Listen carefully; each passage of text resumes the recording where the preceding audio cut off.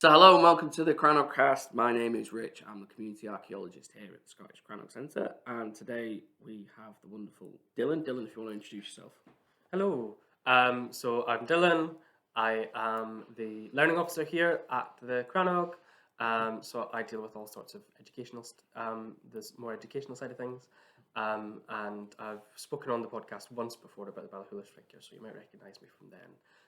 But we're going to be talking about something slightly different today, I think. Yes, and we're on a video podcast, so you can put a face to a name. So today basically we're on today as a date. I believe it is the 10th today, which is the Friday, and tomorrow we are going to be opening for the first time in 2023. So what we do is when we reopen, we usually reopen around this time as a museum, and that coincides very closely usually with Valentine's Day. So next Tuesday, I believe, Tuesday the 14th,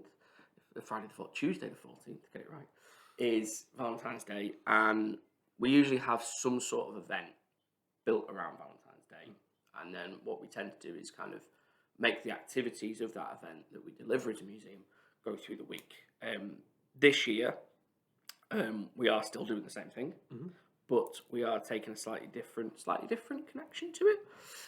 And that's Dylan, that's where you've come in with the work that we've been doing and how we've been planning it. So the whole theme for the event in February from, I think it's the 11th and the 12th, and then we're going to be open Wednesday to Sunday, doing the now until we go through.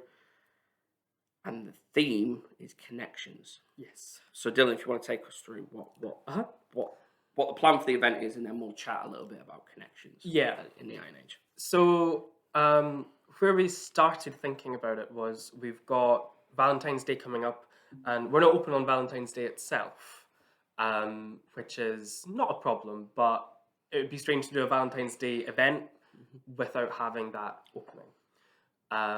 But then thinking about the themes of Valentine's Day as well, a lot of them don't necessarily fit into the Iron Age, or Valentine's Day as we celebrate it today doesn't fit into the Iron Age, but certainly the themes of Valentine's Day are very much applicable. So when we think of things like connections, and this was really where we started running with the idea of this event, was when we think about love and what you need to have established in order to love something, having a connection with it's really important. Having a respect for it and a devotion for it's really important. And this doesn't matter what kind of love it is, whether it's romantic, whether it's between friends, whether it's familial, whether it's a love of landscape, whether it's love of a pet, whether it's love of a food. You have to have a connection with it. You have to have something established there. So this is really where we began thinking about how we could run that as an event. So we've got lots of different things on this weekend and over the week when we open after the Tuesday. So from Wednesday to Sunday. We're going to have different things running on site, trying to create that connection, trying to bring that theme through. So we're going to encourage people coming in to make connections between themselves on the tours, which sometimes does happen, but we want to try and find a way to kind of integrate that in. So hopefully people will be invited to interact with one another. So if you've got two different groups of people, sometimes on tours they tend to stay quite separated, but we want them to meld together. We want them to establish connections with one another, and then we want them to establish connections as well with the people who lived on our Crannog, people who lived 2,500 years ago in the Iron Age. We want them to create a connection with us and what we do here, as well as the environment. So we want to bring sustainability into the event a little bit as well. So we've got lots of different ways of coming at this theme of connectivity. And then finally, we want to encourage them to make a connection with us going forward into the future. So we want to give them a way that they can come to Delerb and feel like they've got an established connection with it before we've even opened up over on our new site. So we've got a lot of different things going on, hopefully. This will all come through. Lots. Yeah, and I think the big thing is that we are, and I've said this on the past on the podcast, and I've said it to all the tours and to many people, that we're not their culture. So we don't know what they would have celebrated this time of year. We aren't sure on that. But what we're doing and what you're talking about, Dylan, is basically bringing it back to just a real human level. Yeah. And there is a need for connectivity in Yeah. that sense. So we'll just run through some of them really. So really, if we're talking about connections in the Iron Age, as somebody that lives on a Crannog, what sort of connection do you need to sustain existence on a Crannog? So when we think about connections in the past, there are a lot of different ways to approach that.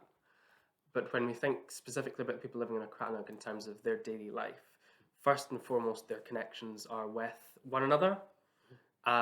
So there is this total entanglement between people in the Iron Age. They're all so directly related on, or so directly sort of dependent on one another, that if someone's not really playing the game, it slightly messes things up. It makes life harder for everyone. So everyone is deeply connected. And when we think about the Crannog itself, building a Crannog would take an entire community, if not much wider than a single community, to actually construct and to build. And it's not just the people power that you need. You need to have the people who are supplying all of the metal for the tools to chop down the trees. You need people who have the expertise to actually construct and build it. There's a lot of knowledge here, and there's lots of craft. And you're not going to be out. Well, I don't know. Maybe you would be out. At a tree, not wearing any clothes, but you probably would be. You need someone to, clothe you. You need to be warm when you're out working, especially if you're out on a log on the water. You want to keep warm. That means someone has to make your clothes. And if someone's going to make your clothes, they need to have wool, which means they need to have access to someone who farms, or they need to be part of a farming community. And those people, everyone needs to eat. Which comes in, you can, it all kind of snowballs. Everyone is so connected with one another in the Iron Age and in the past. And still, it's no different now. It's just those connections are slightly less visible to us. So where we all get our so talking about textiles, we all get our clothes from supermarkets, from The shops online now more than anything else. And it does a lot to obscure the connections that you might have with the people who produced your clothing. You don't know who made your jumper, who made your jacket, who made your jeans. And there are a lot of different people. There are a lot of different hands going into producing these things. But that's totally, we're sort of removed from it. We've been disconnected. So those connections still exist, but they're much more obscure. Whereas in the Iron Age, you would know likely the person who spun your wool, who wove your tunic up, who dyed it. You would know where they bought the stuff. But again, this it gets so much wider than a single community because you're reliant on trade as well. So for a lot of dye plants, so woad, madder, your reds and your blues, if you want those kind of colours, it's much harder to make. You're going to get those from further afield, from places where those plants grow much more readily than they do in this part of Scotland. So for your nice colours, you're trading for those, and you might be trading something that your community has that another community doesn't, and something that a commodity that's more. So that these connections, they travel much more widely than just your, and this is something that we know. Your connections are so wide throughout all of prehistory. They aren't isolated people necessarily. They are well connected into everything that's going on around them. I think you're exactly right. Is that even if the item that is made, so be it a wonderful piece of textile made here at the Crannog by people 2,500 years ago, even if that was spun, weaved, woven, spun, weaved, and woven, and then it was dyed, or it was dyed, whatever the process or order it goes through, even if it was a finished product as a tunic, and then you put that on your logboat, sent it to the end of the lock, and then somebody picked it up there, and they transported it, and then they trade it, and then they trade it, and it passes on, and it ends up, argument's sake, the other end of the country. The difference between today and back then is you still have the human connection in each of those processes. That has passed hands, and as those people have passed hands, there's been conversation, there's been the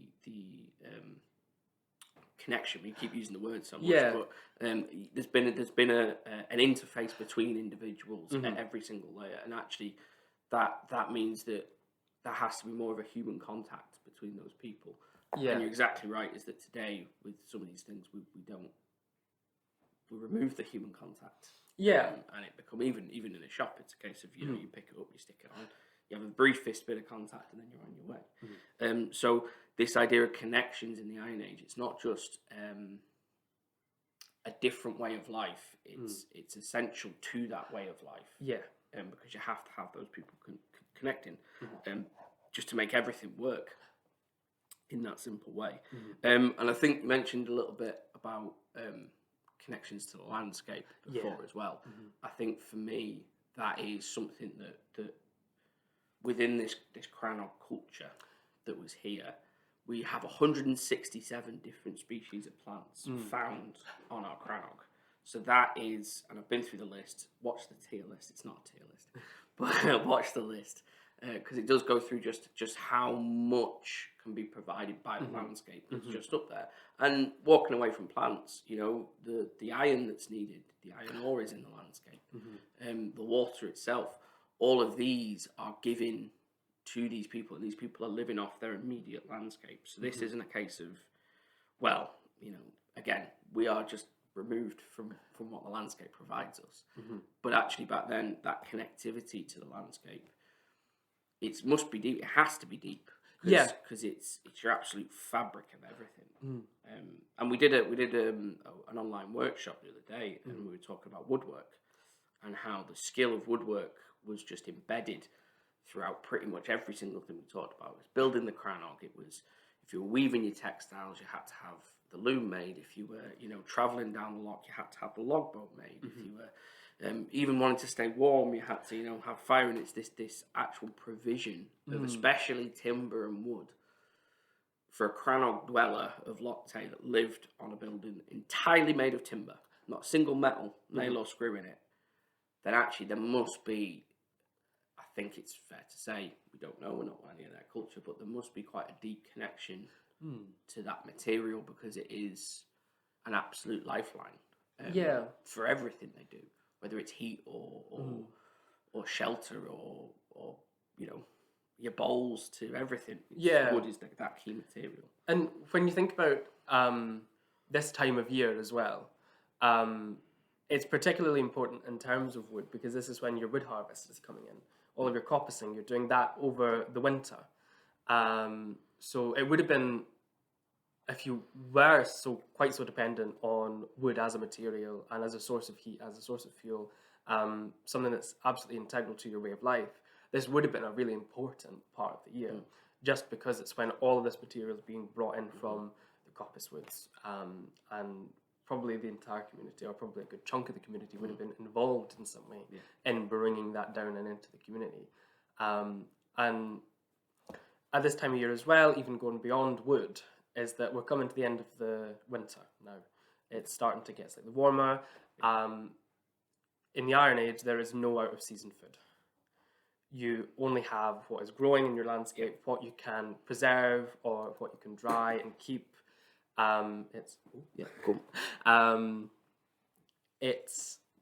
They would have felt probably a very keen connection to that seasonal aspect of things, to being part of a landscape, and you would be looking very much forward, I think, after a long winter, a long cold winter, where nothing new is really growing since the harvest time. You'll have bits and pieces, but your food supply and what you've managed to preserve over the winter is starting to dwindle. You're not necessarily... You've got the harvest, which is a wonderful time of year because you've got all these different foods. It's probably when you're eating the best and when you've got the best variety of food. But by the end of the winter, you would probably have partially or quite, largely depleted that food source. So you would be very, very keenly at this time of year looking towards spring, and when it gets warmer, when you've got all of your plants coming out and when you're going to be able to start. They would have been looking for the signs of it as well, because you need to know when is it the right time to go out and harvest something. When is it the right time to go and start planting for your farmland, and when are you bringing your animals out of the Crannog and starting to drive them up into the hills to the sheilings? There's such a they would have been so keenly connected to what the landscape was giving them and what they could take from the landscape. And those changes in the landscape as well, and kind of not just understanding them, but reading them as you go through. Because again, we're a very, very firmly rooted, myself especially with my little diary, on what week we're in, what day we're in, even down to the point of the financial week with our financial year. But actually, for them, get rid of the 9 to 5, get rid of the 7 days a week, get rid of the 12 months a year, and you've got an annual life, because that's, the year is the cycle as it goes through, and you're starting to read those markers. So, for instance, we are in February, and next month usually, so March, end of March, in this area, especially around here, we get the wild garlic. Come through, and that's the first plant that sprouts. Really, it comes up and it comes out of the ground, and it absolutely takes over. And I can't help but think, wild garlic is an incredible source of iron. It's full of vitamins. You can eat it raw. You literally just pick it and eat it. It's got a very strong flavour. And in fact, at that bit in March, I can't but help think that if you're starting to see that come through the ground, that's the start of everything coming back. Yeah. And not just the start of everything coming back, but actually, it's what you need at that time of year. That everything you need. And again, reading those things. I'll tell the story, and I think I might have told it before, but I'll tell it again because I like it, about the gentleman that came here who was collecting birch water. So he taps birch sap. And he said he used to do it, and if you follow it on a calendar, and there's a certain time of year. For the life of me, I can never remember what time of year it is. But what he said he started doing is, in his local forest, instead of going, right, well, it's the 3rd week of this month, so that's when I collect it, because the sap should have been risen and it should be perfect for tapping. Because obviously the environment's different, the heats are different, the temperature's different. He binned off the idea of using the calendar, and what he did is, before midsummer, so before the longest day, if I remember it right, and then after the frogs have spawned nearby, because that was the perfect time, and it was using the landscape and being deeply connected with what is going on in the landscape out there, he could start to maximise what he could do. Yeah. And I cannot but help think that INH people must have been, well, I think they have to have been deeply connected to the landscape around them. Yeah. Absolutely. And the seasonality of that landscape is a huge part of that. And I think the last thing, just to kind of wrap this up, I think, the Crannog itself, the buildings as you build them, whether they're stone structures out on the water, whether they're like we have here at Lochtay, the timber structures lifted above the water, they are a community building, I think. Yeah. The archaeology shows all these different people involved. All those people have to be connected. I think we talk about a family unit, we talk about whoever lived on the building, but then there's so many different skills. There's a whole connection of a Crannog community that's invested in this building. But the actual structure itself, it absolutely stands out as a building that is built to connect people. You're not building your roundhouse up on the side of the hill, hidden away in the forest, as it is. You're building it out on the water. It's visible. In fact, the interconnectivity between Crannogs would have been vast. From our Crannog at Oakbank, we reckon you might have been able to see 2 or 3 other Crannogs if they were up at the same time. So there is this kind of interconnectivity that you're really visual. You're out on the water, so the boats that would have very easily been able to come and pull up. It seems like you're quite an advert in a way. I suppose that's a bad word to use, but you're almost advertising yourself to be connected out there. Yeah, and even when we think about like where we're sat right now, you can't really see it on the camera, but right in front of us we've got Drummondhill. On top of Drummondhill we've got a hill fort, and sort of, there's various interpretations of what hill fort is, but I think one of the sort of current ways of thinking about them is that they weren't, hill forts maybe a bit of a misnomer. They weren't necessarily defensive, because a lot of them would have been absolutely useless as defence. But from the evidence that we do have, they're seasonally inhabited at certain times of the year, and this seasonal pattern of habitation extends over a certain amount of time, over a certain amount of years. And when we think about these places less as shutting the outside world in, but more as a way of inviting people in. So the Crannog, you can only get as many people in there. Yeah. There's not much room. But when you think of something that's on a hill, something that's very visible, even though you're going up to the hill, and even though it is up there and it's maybe a bit of a trek up, it's still slightly more inviting, and it's open, and you can bring people in and bring them together. So when we think about these places, I think there is a tendency sometimes to view the past as quite cutthroat and brutal, and certainly there were elements of that. But I think that we can't forget the human elements of this. Yeah. We find very rarely in, ancient epics that people who aren't warriors, people who are not willing to fight, are rarely ever kind of, held up as, look at this person and how great they were, because it doesn't make for a good story. No. And I think that, it's good about, I think the good thing about approaching the Iron Age through the idea or the theme of connectivity, and then what we're doing with our event is hopefully encouraging people to engage with that idea. It'll hopefully bring out the humanity of these people just a little bit more. I think Chantal put it best, we were discussing it before, is that we always talk about the past and the people involved in the past, and the people end up either becoming characters or almost fictional figures that are there, but there is a humanity and they are people. And I think the good thing about this event, which we really want to try and get across and get people to just leave thinking about, I suppose, we don't solve everything, but thinking about is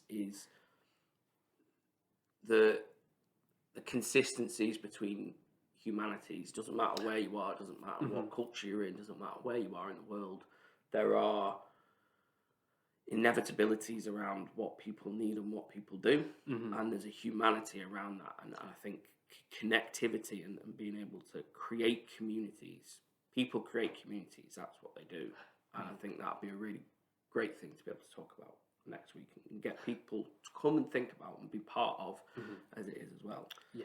And then more importantly than that, think on what they can do when they leave, about just having a bit of a brain stretch around, what communities they're in. But then with the Lerb and our new build at the new museum going forward, it's about us building that community and heading forward. Wonderful. Fantastic. Anything you'd like to add, Dylan? I think I've made my point. Okay, you've made your I'm point. quite satisfied. You're happy. As long as you're happy, I'm happy. Wonderful. So we are open on the 11th of February. You can book online. So I believe when this is going out, that would have been yesterday. So feel free, go onto our website. There's a book now button. You can book on there. You can book your tour. Do come and see us. We're running every hour on the hour from Wednesday to Sunday. I got it right this time. Wednesday to Sunday, and then we're going to be running those tours right the way through till March, and then from March we're going to be open every day, and our tours are going to be running every 45 minutes. We're going to have Easter activities as well throughout the half term too, which Dylan is getting all sorted now, I believe, and prepped for. So we've got loads to see, loads to do. Do come and see us, and if you come and see us now, really great time to come and see us because we're starting the ball rolling on getting the new museum development at the Lerb going. So if you want to get involved, just get in touch with us. Just send an email to info@Crannog, I believe, but you can get that on the website and all sorts of stuff. So yeah, that's me. Thank you for listening. And next week, who have we got next week, Chantal? Well, next week we've got Maureen. We've got Maureen next week. So yeah, definitely well worth listening next week to the magnificent Maureen, because we're going to chat to Maureen about her experience volunteering, and also we'll give you more information hopefully next week around how, if you'd like to volunteer, how you can get involved with the museum as well, because there's going to be loads of opportunities. Well, thank you for listening. Thumbs up. Thank you so much for listening.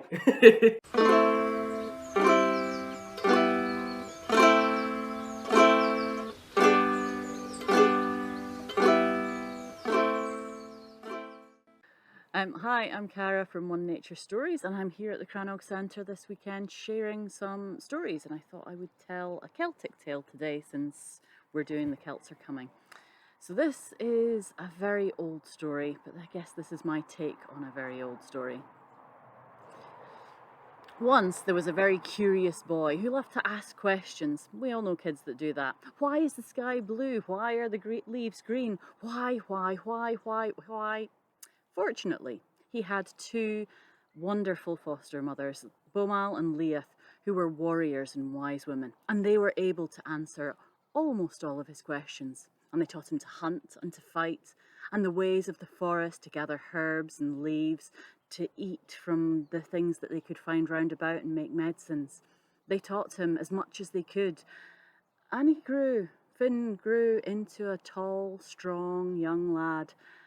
And there came a day when suddenly they realised they could teach him no more. And so they decided to apprentice him. They apprenticed him to the poet Finnegas. Now, Finnegas was the most learned bard in all the lands. He'd been everywhere. He'd seen kings come and go. He'd led warriors. He knew everything. And so Finn went off to find the great poet Finnegas. Now, Finnegas had spent many years camped by the side of a river. He was by the River Boyne, and in this particular spot there was a pool that was surrounded by 9 hazel trees, magical trees that gathered all the knowledge and wisdom of the world in them every year. And their hazelnuts, as they dropped into the pool one by one, were eaten by a giant salmon that lived there. And this salmon then absorbed all the knowledge and wisdom of the world. And legend had it that whoever ate this salmon would then imbibe all this knowledge and wisdom for themselves. So Finnegas, being the most learned man in all the land, decided that he wanted to be the one to catch the salmon and to eat it. And so he sat there. He had sat there for many a long year now, sitting, fishing, ignoring his camp and his eating requirements and so on, ignoring how he looked. He was covered in moss and lichen by this point. And Finn walked into this scene and introduced himself to Finnegas. And Finnegas decided that actually having a young lad to help him around the camp and hunt and provide him with food seemed like a very good deal. So he would sit Finn down and teach him his stories and his songs. And Finn, well, he did look after the camp, and he hunted and he cleaned and he cooked and he listened to the stories and he learnt, and he managed to ask more and more questions, and he learnt as he went along. One day, it was a hot summer's day, and Finn went down to the water and took off his boots and dipped them in the pool. And just as he did, a giant salmon breached the surface of the water, and an eye looked right at him and disappeared again. A few moments later, there was a tug on Finnegas's line, and he pulled and pulled and pulled, and so a ferocious battle began, trying to land this enormous fish. By the time he did finally manage to land it, Finnegas was exhausted, and he lay back under a tree, and he turned to Finn and said, "Can you cook the salmon for me, please, boy? But make sure you do not taste any of it." Finn readily agreed. He was excited to see Finnegas finally getting to eat this fish, and then he would be able to answer all his questions. And so he took the fish up and roasted it over the campfire on a big steak, and he turned and turned and turned it, and the smell of this salmon cooking was the most delicious smell that you have ever experienced. Finn's mouth started to water, and he really hoped that once Finnegas was done, it was a big fish, maybe he would get to try just a little bit of it. Well, it was almost ready, and a big blister of oil bubbled on its surface and suddenly went pop. It landed on his thumb. "Ow!" cried Finn. And he put his thumb to his mouth to cool it down. Whew, that was hot. He lifted the salmon down and put it onto a platter, and then took it back down to the river where Finnegas was still resting underneath the tree. Finnegas looked up at Finn, and his expression changed. "Oh boy, what have you done?" he said. "What?" said Finn. "I've cooked the salmon for you." "Have you eaten any of it?" said Finnegas. "No," said Finn. And then he explained what happened with the blister of oil and the fact that it splashed on his thumb. Finnegas shook his head. "I see. What a fool I have been. This salmon's knowledge was always meant for you, young Finn. I believe that all the knowledge and wisdom of the world was contained within that single drop that landed on your thumb." "What?" said Finn. Try putting your thumb in your mouth again, said Finnegas. And Finn picked up his thumb, put it in his mouth, and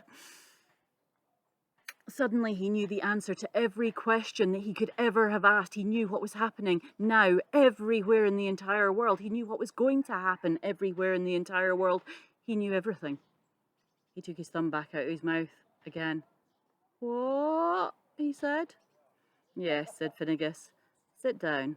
I think maybe we should talk. And so they sat down, and Finnegas told them the legend of a young man who would come forward to be the leader of the Fianna, the greatest fighting band of warriors that has ever been. And in the morning, Finn picked up his bag and went off into the world to seek out his fortune and become the great leader Finn McCool. But that's another story. I hope you've enjoyed the story. Like I say, I'm Cara from One Nature Stories. Find me on Facebook at One Nature Stories or on Instagram. And yeah, it'd be lovely to get in contact if you'd like to hear more tales.